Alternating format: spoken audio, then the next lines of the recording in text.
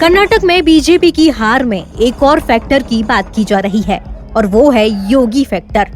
कर्नाटक विधानसभा चुनाव में योगी आदित्यनाथ का प्रभाव कितना रहा, ये सवाल इन दिनों राजनीतिक मैदान में उठ रहा है। दरअसल बीजेपी में योगी आदित्यनाथ को हिंदुत्व के सबसे बड़े चेहरे के तौर पर उतारा जाता रहा।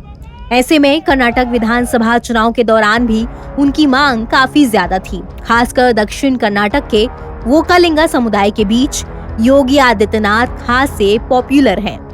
इसका कारण वोकालिंगा समुदाय का नाथ संप्रदाय की परंपराओं को मानना है।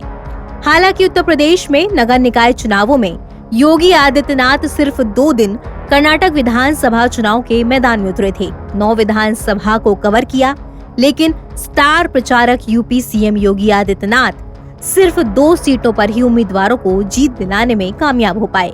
7 सीटों पर बीजेपी को हार का सामना करना पड़ा। बीजेपी की इस बड़ी हार के पीछे का कारण उत्तर बनाम दक्षिण किया जाना माना जा रहा है। कांग्रेस ने अध्यक्ष पद पर कर्नाटक के दिग्गज मल्लिकार्जुन खड़गे को बिठाया। चुनाव की बागडोर डीके शिव कुमार और पूर्व सीएम सिद्धारमैया ने थाम रखी थी। वहीं बीजेपी के तमाम स्टार प्रचारक उत्तर भारत से थे। उम्र के तकाजे ने प्रदेश बीजेपी के शीर्ष चेहरे बीएस येदियुरप्पा को किनारे किया। चुनावी मैदान में उनकी उदासीनता और उस लेवल का कोई दूसरा लिंगायत नेता का चुनावी प्रचार मैदान में ना उतरना भी बीजेपी की हार का कारण रहा।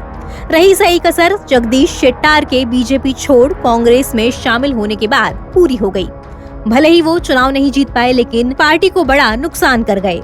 योगी का बुलडोजर मॉडल यूपी के नगर निकाय चुनावों में खूब चमका, लेकिन कर्नाटक में इसकी चमक फीकी रह गई।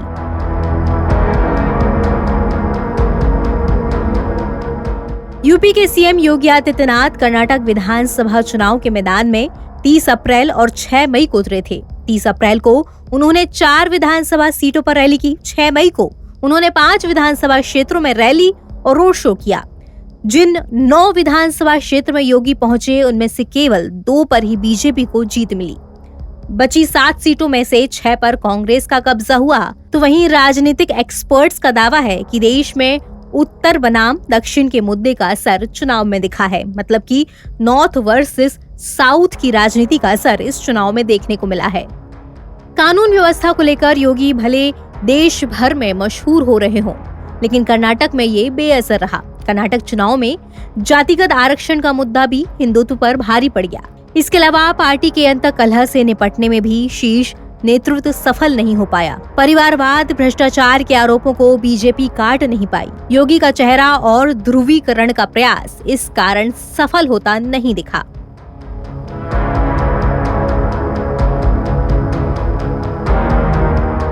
यूपी के सीएम योगी आदित्यनाथ ने कर्नाटक चुनाव में मांड्या से अपने प्रचार अभियान का आगाज किया था।